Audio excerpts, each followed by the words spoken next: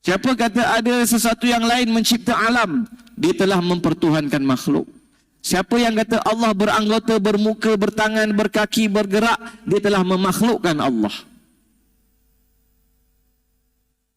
Jadi kita tuan-tuan, akidah ahli sunnah wal jamaah itu, kita menyucikan Allah dan kita tahu kita tak mampu nak mengenal Allah. Kerana Allah itu maha suci daripada sifat-sifat makhluk. Maka orang yang membayang-bayangkan Tuhan itu turun naik, Tuhan itu ada saiz, Tuhan itu besar kat sana tu, Tuhan tu ada tangan, bahkan kat sebahagian mereka yang sesat ada kat Kedah tu kat Perak tu kata pernah Tuhan turun dekat Bukit Tursina. Allahu Akbar. Dia kata Tuhan pernah turun dekat Bukit Tursina. Nasib baik dia tak macam akidah Yahudi. Akidah Yahudi Tuhan boleh duduk semeja makan. Tuhan boleh duduk semeja bersama dengan manusia. Ini semua akidah sesat tuan-tuan yang dimuliakan oleh Allah. Maha suci Allah daripada akidah-akidah sebegini. Jadi jangan memberhalakan Allah. Jangan memberhalakan Allah. Jangan memberhalakan Allah. Golongan mujassimah kata para ulama, apabila Rasulullah sallallahu alaihi wasallam telah memusnahkan berhala di Kaabah, mereka menjadikan Tuhan itu berhala di langit. Ada tangan, ada kaki, ada muka, turun naik. Tu. Golongan Wahabi lah ni tuan-tuan yang mengajar orang masyarakat sekarang dengan akidah sebegini. Tapi Wahabi Malaysia ni malu-malu. Kalau tuan-tuan dengar Wahabi Indonesia, macam tu lah, sebiji-sebiji. Sebab mereka tak ada kuasa kan. Kuasa agama sana tak ada. Maka mereka berani menzahirkan akidah sesat mereka. Tapi di Malaysia ni, Wahabi malu-malu sikit.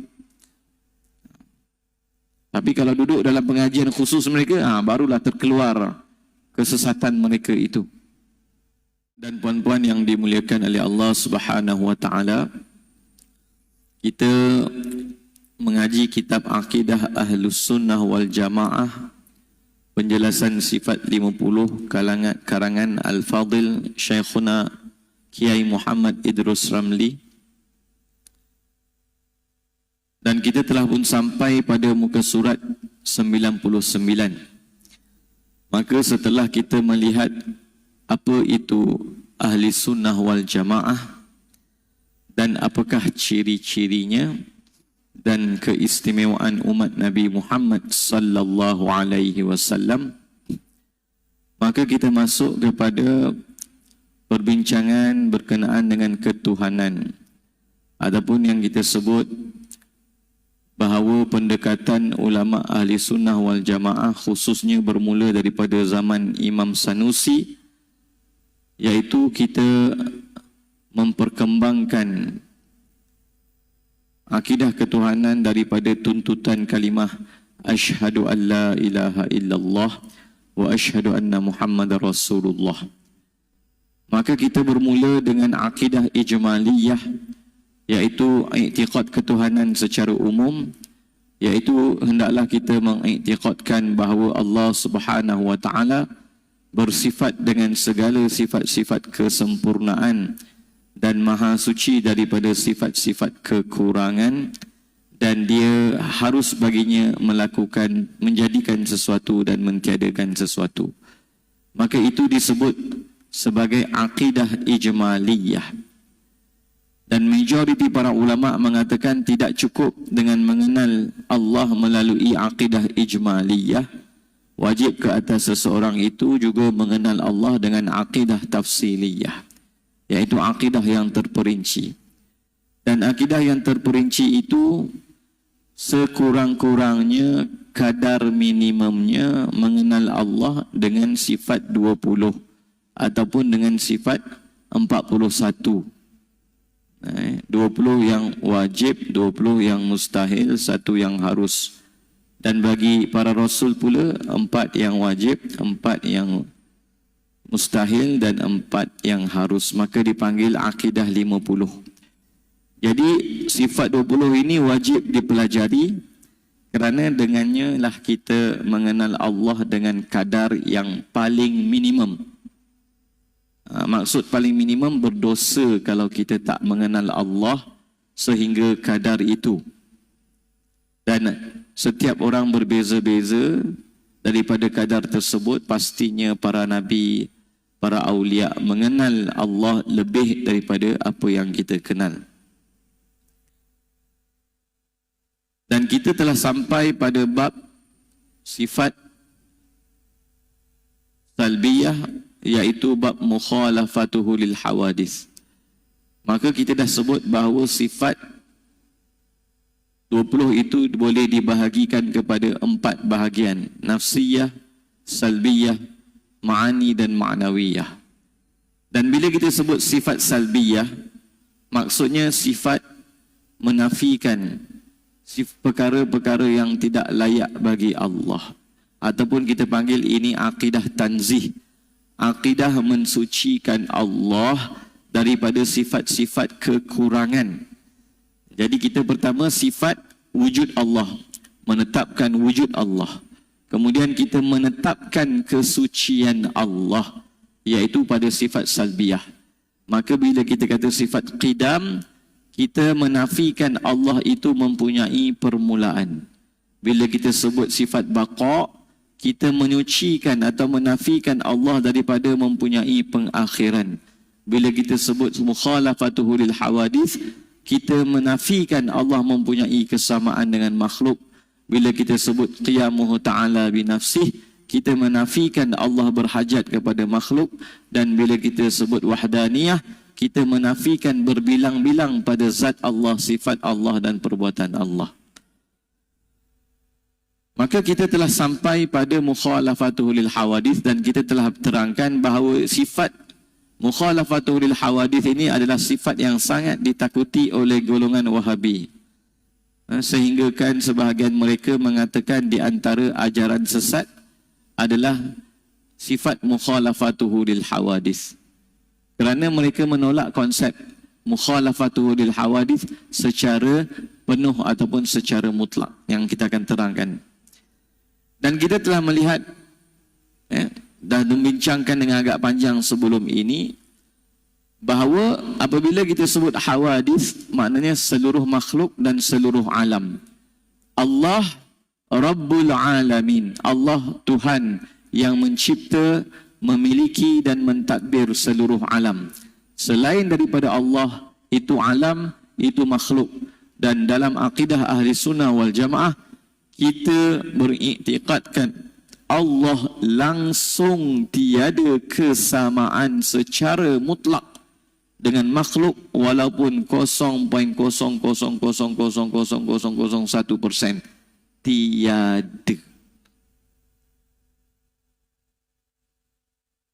Berbeza dengan golongan Wahabi ataupun sebahagian golongan Mujassimah, mereka kata ada sebahagian persamaan, bukan persamaan secara penuh. Waliyazubillah. Sebab tu mereka kata Tuhan pun ada anggota, tangan, muka, kaki, jari. Tetapi bagi mereka, tangan Tuhan tak macam tangan manusia.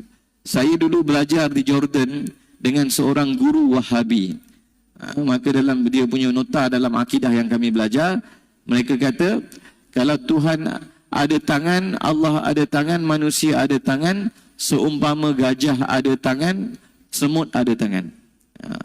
Maka itu i'tiqad golongan mereka, Allah mempunyai anggota, tetapi anggotanya tak sama, ibarat macam gajah dengan semut punya tangan. Ini akidah sesat, sesat, sesat, sesat, sesat.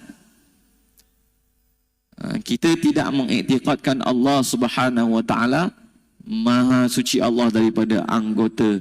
Kita tidak mengiktikadkan Allah mempunyai anggota, dan lain-lain yang akan kita tengok nanti. Maka tuan-tuan yang dimuliakan oleh Allah Subhanahu wa taala, kita juga telah melihat bahawa begitu banyak dalil, sama ada dalil naqli ataupun dalil aqli, Allah Maha suci sesuci-sucinya daripada menyerupai makhluk. Sebab itu kita sebut Allah Subhanahu wa ta'ala. Allah itu subhanah, maha suci ia. Suci daripada apa? Suci daripada segala sifat kekurangan. Suci daripada menyerupai makhluk. Wa ta'ala, dan tertinggi kesuciannya.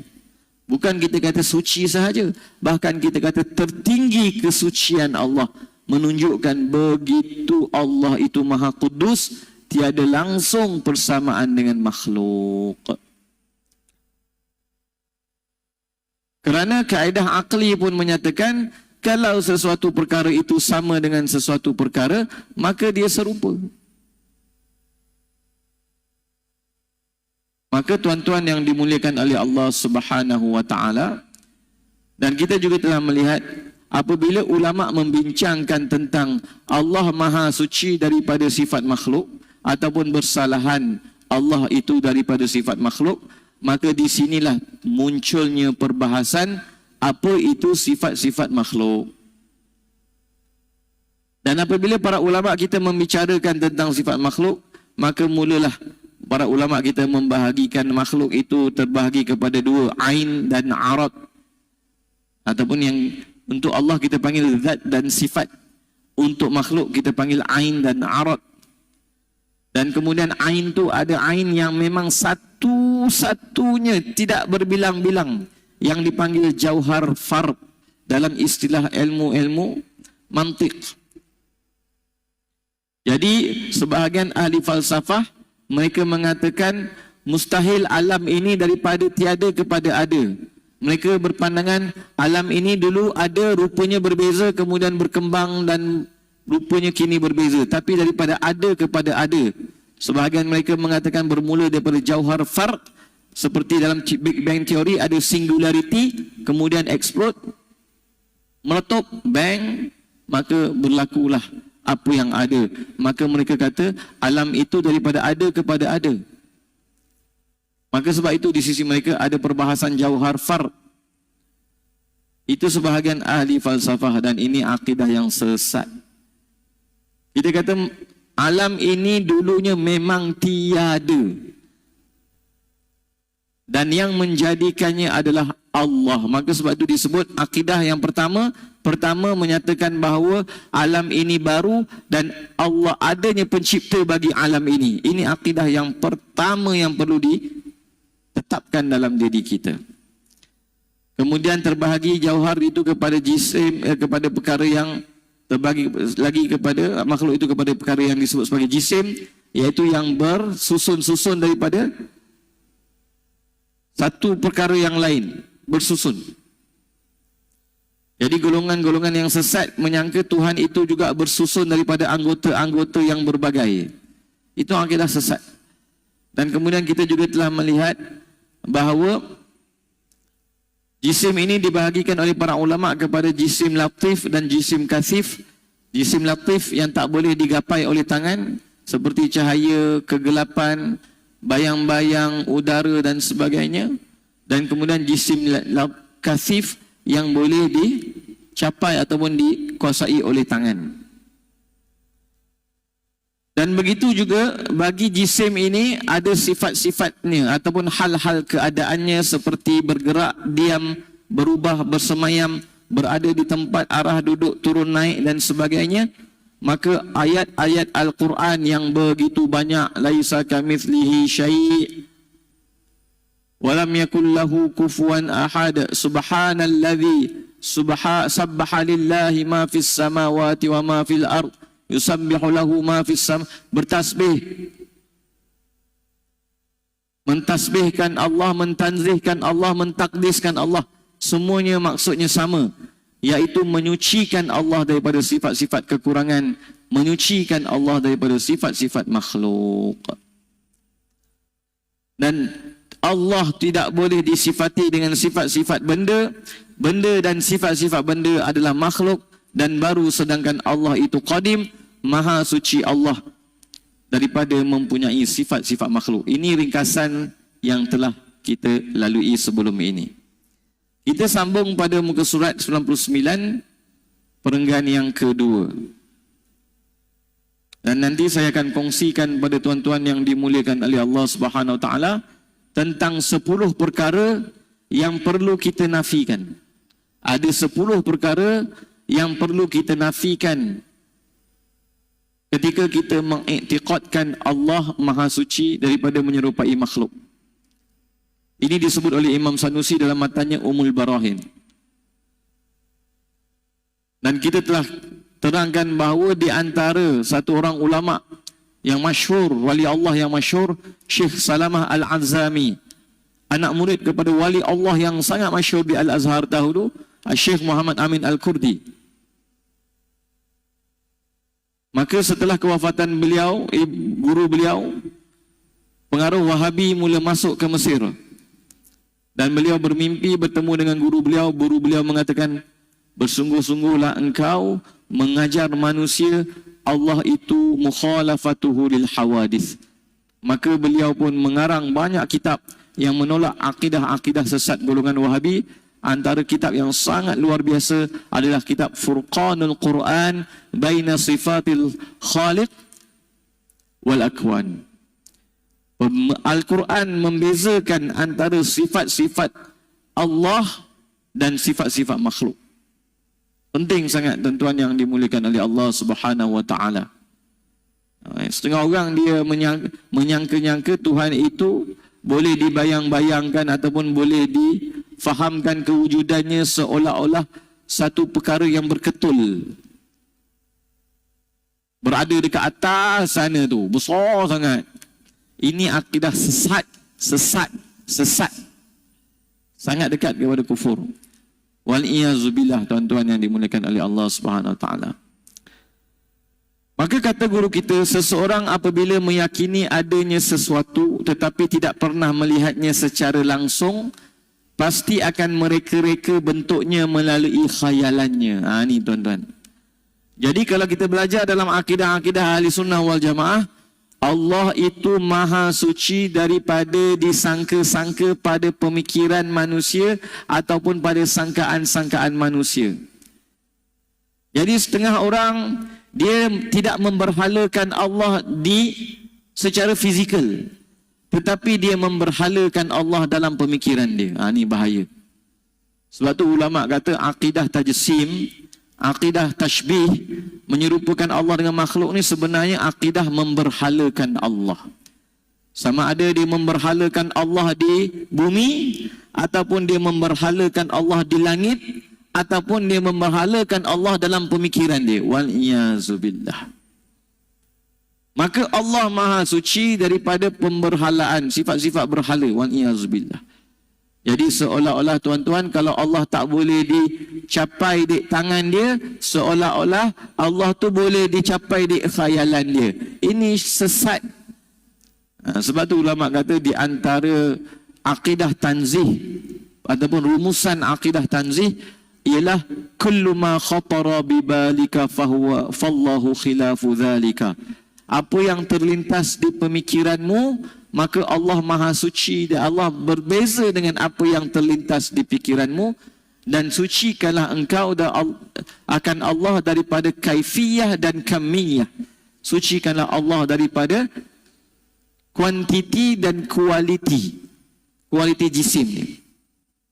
Maha suci Allah. Jadi jangan kita ingat Allah itu boleh dicipta dengan khayalan kita. Jangan. Maka setengah orang dia menyangka-nyangka bila dia beribadat. Macam kita sebut ada orang di karang kitab, nak khusyuk solat, antaranya bila nak bersolat tu bayangkan Allah tu di depan kita. Bila kita sujud, dia kata bayangkan kita sujud di kaki Allah. Kerana iktiqad dia Allah itu ada kaki, maka ketika sujud, dia kata kalau nak khusyuk, bayangkan ketika sujud tu sujud di kaki Allah. Itu namanya khusyuk syaitan. Itu namanya khusyuk syaitan. Udahlah akidahnya sesat, nak mengkhusyukkan orang, diajarnya pula kesesatan yang membawa kepada kufur. Itu ada dalam satu buku daripada Indonesia. Hati-hati tuan-tuan. Ni lepas dah belajar Tuhan ada kaki, lepas tu diajar pula. Bila hang sujud, hang bayangkan hang sujud di kaki Tuhan. Tak macam berhala kan? Nak macam berhala dah. Waliyazubillah. Berhala yang dicipta dengan khayal-khayalan dia. Waliyazubillah. Hati-hati. Ya. Tetapi khayalan seseorang tidak akan melampaui hal-hal yang biasanya dilihat melalui inderanya, meskipun dalam bentuk yang tidak biasa.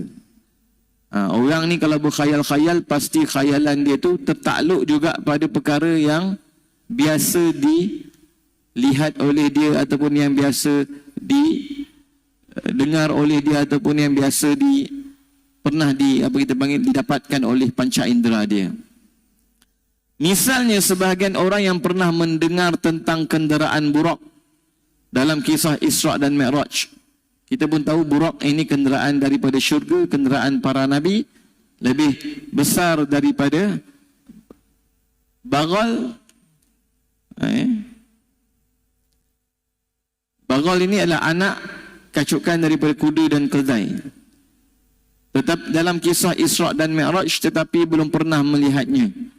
Lalu golongan ini yang berkhayal-khayal tentang Buraq, menggambarkan Buraq itu bentuknya seperti kuda, memiliki beberapa sayap, wajahnya seperti wanita dengan mahkota yang indah di kepalanya. Dan tuan-tuan boleh tengok golongan Syiah, mereka ada membuat macam nak kata patung ataupun macam gambaran terhadap Buraq lah, begitu. Tetapi orang yang menggambarkan Buraq dengan keadaan begitu taklah jatuh syirik, tetapi jatuh khurafat. Jatuh khurafat. Kalau dia menggambarkan Allah, jatuh syirik. Tapi kalau dia menggambarkan makhluk, tentang perkara yang makhluk yang gaib, yang tidak, tapi ada tengok keadaan tertentulah, macam ulama kata, siapa yang kata malaikat itu wanita, jatuh kafir. Siapa yang kata malaikat itu lelaki, fasik yang berat. Maha suci malaikat daripada sifat lelaki atau wanita. Tetapi malaikat ada qudratut tasyakkul. Allah bagi dia kekuatan untuk merubah bentuk dirinya.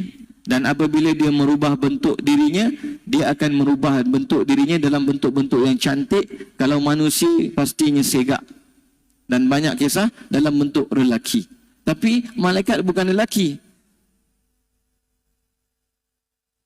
Wal-iyazubillah menggambar-gambarkan. Jadi ada orang pernah dengar Buraq, lalu dia pun gambarkan Buraq begini. Wal-iyazubillah, ada yang gambarkan dalam pemikirannya, ada yang buat pula patungnya. Lepas tu diarak-arakkan pula patung tersebut. Makhluk dengan bentuk seperti ini belum pernah ditemukan di jagat raya, akan tetapi sebahagian-bahagiannya secara parsial ada semuanya. Seperti bentuk kuda, sayap, wajah wanita dan mahkota, semuanya ada di alam nyata. Jadi dia tak pernah tengok Buraq, tapi Buraq itu digambarkan daripada sifat-sifat yang dia pernah lihat di alam nyata. Ternyata rekaan seseorang pada akhirnya kembali kepada apa yang pernah diketahui melalui panca inderanya. Jadi dia nak bayang-bayangkan khurafat, Buraq pun dia bayangkan dengan sifat-sifat yang dia pernah lihat. Kita tengoklah orang yang buat filem berkenaan dengan alien ataupun avatar, masih lagi menggambarkan makhluk-makhluk itu seumpama manusia atau haiwan-haiwan yang dia pernah lihat. Maknanya khayalan manusia ini pun sangat terbatas. Sangat terbatas. Maka apabila imajinasi seseorang bermaksud menggambarkan zat Allah dalam pemikirannya, jelas gambarannya keliru. Jadi mustahil Allah itu boleh digambarkan dengan khayalan, kerana ia akan menyerupakannya dengan benda-benda yang baharu. Siapa sahaja yang berkhayal-khayal tentang Allah, pasti akan menggambarkan Allah itu seperti perkara yang baru. Seumpama dia bayangkan Allah itu mempunyai tempat, maka seolah-olah Allah itu mengambil ruang dan mengisi ruang. Lalu dia menyangka Allah berhajat pada tempat, dan dia menyangka Allah berpindah-pindah tempat, bergerak dari satu tempat ke satu tempat yang lain. Ini semua akidah syirik, kufur. Kerana menyamakan Allah dengan makhluk dan mengatakan Allah berhajat kepada makhluk. Bertempat itu sifat makhluk, berhajat kepada tempat itu sifat kekurangan. Kalau Allah yang menciptakan tempat dan Allah berhajat pada tempat, maka Allah itu bersifat kekurangan.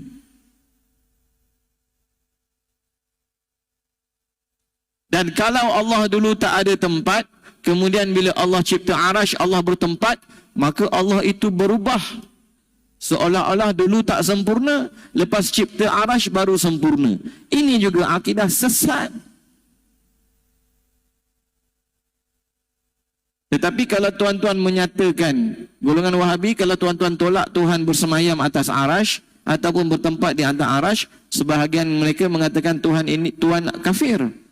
Tuhan boleh dihukum bunuh dan bangkai jasad Tuhan dibangkai lah istilah mereka, boleh dibuang dalam tong sampah. Ini dalam kitab-kitab mereka yang terdahulu memang ada. Sebab tu mereka sangat anti mana-mana ahli sunnah wal jamaah yang menolak kepercayaan Tuhan bertempat seperti yang mereka pegang. Waliyazubillah. Kena hati-hati tuan-tuan. Akidah ni tersebar zaman sekarang ni. Berapa ramai ada orang yang iktikad Tuhan itu ada muka. Nanti dia kata ke akhirat nak tengok muka Tuhan. Dia kata wajah. Wajah di situ bukan anggota muka tuan-tuan. Wajah di situ kiasan bagi zat. Kalau tuan-tuan kata wajah di situ muka, habis ayat Al-Quran yang kata wa yabqa wajhu rabbika dzul jalali wal ikram, dan akan kekallah muka Tuhan kamu. So, tangan tak kekal, jari tak kekal, kaki tak kekal. Ini akidah sesat. Kata ada muka dengan makna anggota pun sesat. Dan seolah-olah semua anggota yang lain akan hancur, tinggal anggota muka, nanti ke akhirat nak tengok muka. Ini akidah sesat. Jadi ada orang menyangka-nyangka Tuhan itu mempunyai anggota. Sesat. Jadi sebab itulah Al-Quran perlu difahami dengan bahasa Arab yang fasih. Bukan terjemahan secara literal pada nas-nas mutasyabihat. Alhamdulillah, dulu kita punya Al-Quran diterjemah dengan bersemayam. Alhamdulillah, kali ini Jakim apabila menterjemahkan telah menukar, membuang perkataan bersemayam itu, maka ditukar dengan istawa.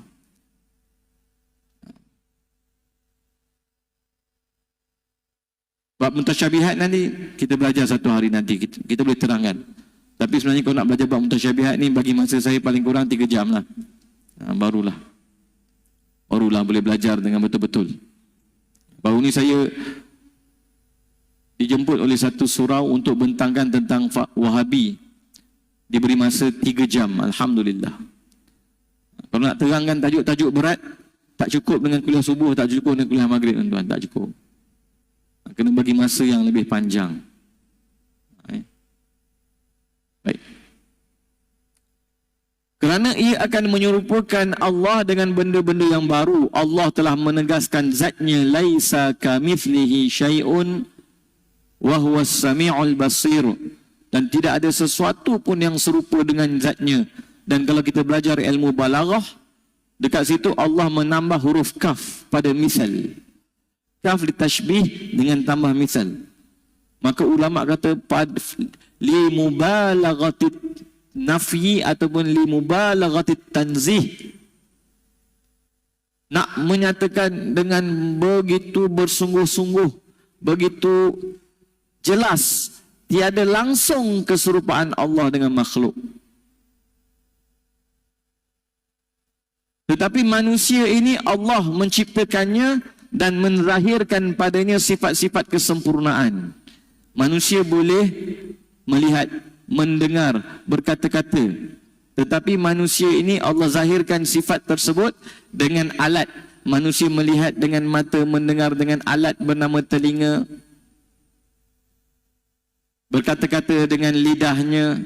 Allah Maha Suci daripada berhajat kepada alat dan anggota, dan sifat Allah langsung tak sama pada apa yang ada pada manusia. Tetapi di kalangan makhluk-makhluk Allah, tidak ada makhluk yang Allah zahirkan padanya sifat-sifat kesempurnaan lebih daripada manusia. Tak ada. Tapi bukan manusia itu bersifat ketuhanan, bukan Tuhan itu macam manusia. Jangan macam akidah Yahudi. Akidah Yahudi dan Nasrani, dalam kitab-kitab mereka memang Tuhan itu macam orang. Kami dah belajar dulu kitab Talmud. Nabi Yaqub dikatakan bergaduh dengan Allah macam orang dengan orang. Sebab tu akidah menyerupakan Allah dengan orang ni adalah akidah yang berasal daripada kaum Yahudi dan Nasrani. Kita umat Islam, maha suci Allah daripada sifat-sifat makhluk. Sama ada beranggota, bertempat, bergerak, berdiam, berhuruf, bersuara, bersaiz. Ini semua bukan sifat Allah Subhanahu wa taala. Maka kerana itulah para ulama berkata, kullu ma khatara bi balika fallahu khilafu dzalika. Apa sahaja yang terlintas di fikiranmu, maka Allah itu berbeza, pasti tidak sama dengan apa yang di pemikiranmu. Maka jangan engkau memberhalakan ataupun jangan engkau menjisimkan Allah di bumi, di langit ataupun dalam pemikiranmu. Jangan. Allah Maha Suci daripada boleh digambarkan oleh khayalan manusia. Baik. Maka apa sahaja yang terlintas dalam benak manusia adalah hal-hal yang bersifat indrawi dan baru. Kerana apa yang terlintas di fikiran kita pasti ada kaitan dengan sifat-sifat makhluk yang kita gambarkan.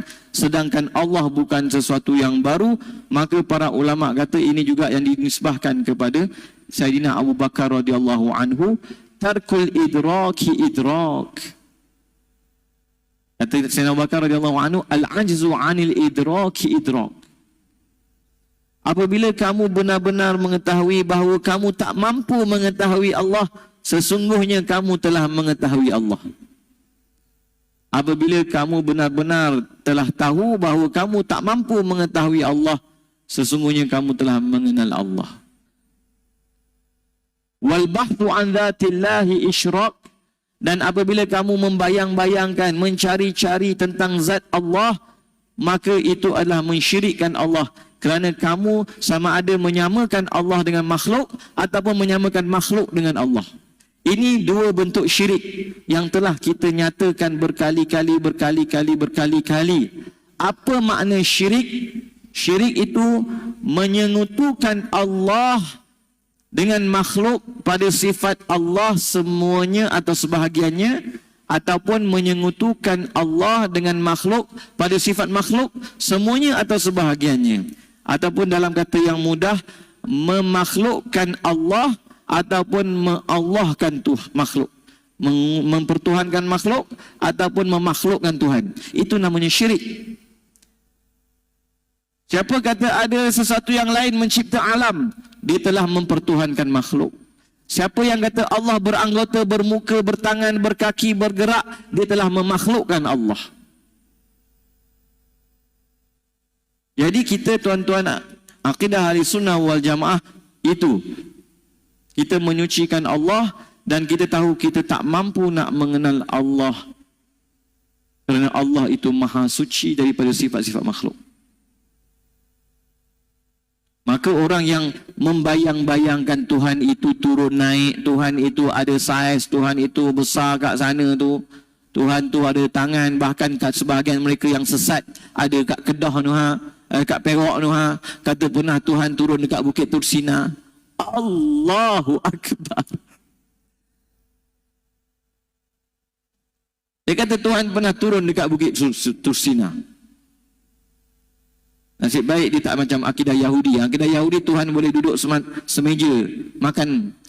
Tuhan boleh duduk semeja bersama dengan manusia. Ini semua akidah sesat tuan-tuan yang dimuliakan oleh Allah. Maha suci Allah daripada akidah-akidah sebegini. Jadi jangan memberhalakan Allah. Jangan memberhalakan Allah. Jangan memberhalakan Allah. Golongan Mujassimah kata para ulama, apabila Rasulullah sallallahu alaihi wasallam telah memusnahkan berhala di Kaabah, mereka menjadikan Tuhan itu berhala di langit. Ada tangan, ada kaki, ada muka, turun naik. Tu. Golongan Wahabi lah ni tuan-tuan yang mengajar orang masyarakat sekarang dengan akidah sebegini. Tapi Wahabi Malaysia ni malu-malu. Kalau tuan-tuan dengar Wahabi Indonesia, macam tu lah, sebiji-sebiji. Sebab mereka tak ada kuasa kan. Kuasa agama sana tak ada. maka mereka berani menzahirkan akidah sesat mereka. Tapi di Malaysia ni Wahabi malu-malu sikit. Tapi kalau duduk dalam pengajian khusus mereka, barulah terkeluar kesesatan mereka itu.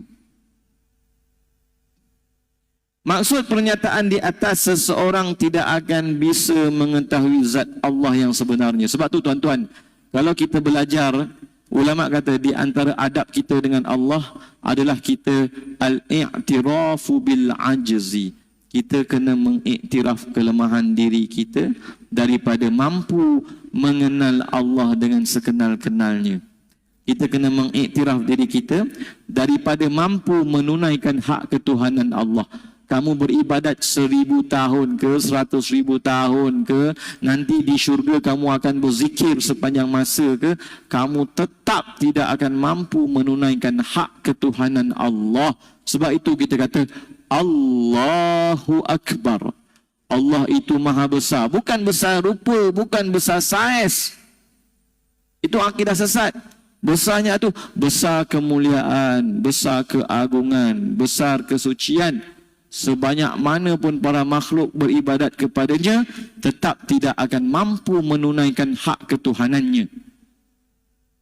Maka kita mengiktiraf kelemahan diri kita. Nak menunaikan hak ketuhanan Allah pun tak mampu, nak mengenal zat Allah pun tak mampu. Kita mensucikan Allah. Bukan kita ada tempat, ada tangan, ada kaki, ada muka, bukan macam tu. Baru ni ada seorang ustaz Wahabi, dia kata Tuhan mesti bergerak. Ulama ahli sunnah kata bergerak dan diam ini sifat makhluk, sifat jisim. Jisim bila kita lihat, sama ada dia diam ataupun dia bergerak. Sama ada dia diam ataupun dia bergerak. Maka ulama kata ini sifat makhluk. Allah tidak bergerak, tidak diam. Macam mana? Wallahu ta'ala alam. Sebab itu jisim. Datang Ustaz Wahabi, dan sebenarnya ini bukan benda baru, dalam kitab mereka yang lama-lama pun ada. Dia kata benda yang hidup mesti bergerak. Jadi dia pun kata, kalau semut, anak saya dia kata kalau tengok semut yang tak bergerak tu tahu semut tu mati. Kalau nak tahu dia berhidup, bergerak. Dia kata anak saya pun tahu, dia kata Tuhan tu bergerak sebab hidup. Tapi ni akidah yang lama lah tuan-tuan, sesat. Jadi memang i'tiqad mereka Tuhan tu bergerak berpindah-pindah tempat. Wal-iyazubillah. Kita tak bergerak ke, diam ke, sejuk ke, panas ke, hitam ke, putih ke, besar ke, kecil ke, itu semua sifat makhluk. Allah maha suci daripada sifat-sifat makhluk. Allah macam mana? Maha suci Allah, kami lemah. Subhanak, maha suci Allah. Maha suci engkau ya Allah. Sebab tu tuan-tuan, kalau tuan-tuan belajar akidah dengan Wahabi, tuan-tuan tak akan belajar sifat 20. Mereka sesatkan sifat 20.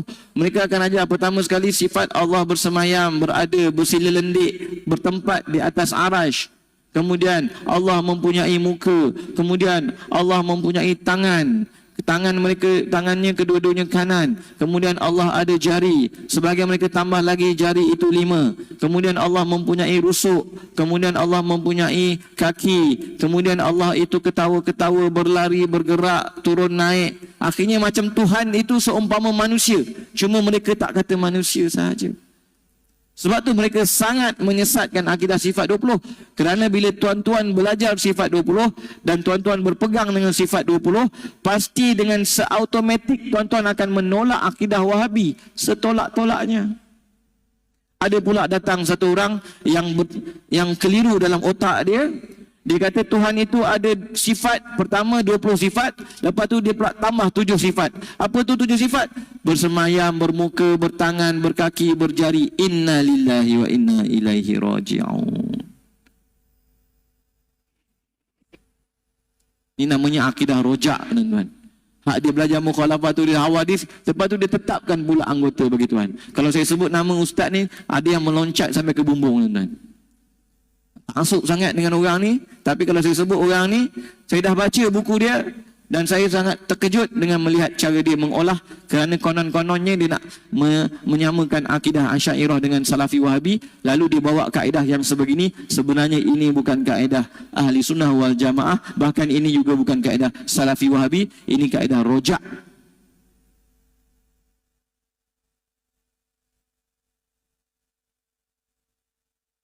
Baik. Nanti saya nak baca sedikit sebelum kita tutup, tuan-tuan.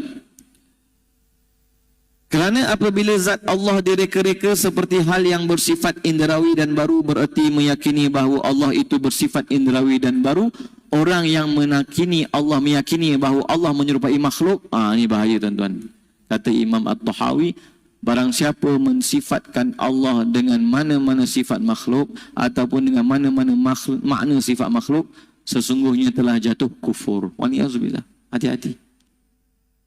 Sebab tu kita Allah Subhanahu wa taala, Allah Subhanahu wa taala, Allah Subhanahu wa taala. Allah Maha Suci ia dan tertinggilah kesuciannya. Macam tu sekali kita duk sebut Subhanahu wa taala, Subhanahu wa taala, Subhanahu wa taala. Begitu sekali kita akidah kita, tuan-tuan. Nak menyucikan Allah. Jauh. Jadi bila kita faham subhanallah, walhamdulillah, subhanallah, subhanahu wa ta'ala, bila kita faham subhanah, Maha Suci Allah, mukhalafatul lil hawadis. Sebab tu akidah kita dengan Al-Quran, dengan zikir yang kita baca selari. Akidah Wahabi tak selari. Baik. Berarti ia telah meyakini adanya Tuhan selain Allah sehingga terjumus dalam kesyirikan. Maka insya-Allah kita sambung pada masa akan datang pada sifat qiyamu binafsi. Cuma saya nak kongsikan dengan tuan-tuan, tuan-tuan boleh download kitab saya ini di penutupilmu.com. Kata Imam Sanusi, siapa yang menetapkan salah satu daripada 10 ini, maka dia telah menyamakan Allah dengan makhluk. Apa dia? Pertama, siapa yang mengatakan Allah itu jirim, iaitu mengambil satu ruang daripada ruang-ruang kosong. Macam sebahagian mereka menyangka Allah boleh masuk ke dalam alam ataupun mengambil ruang di luar alam. Di dalam ke di luar ini, tuan-tuan, sifat makhluk.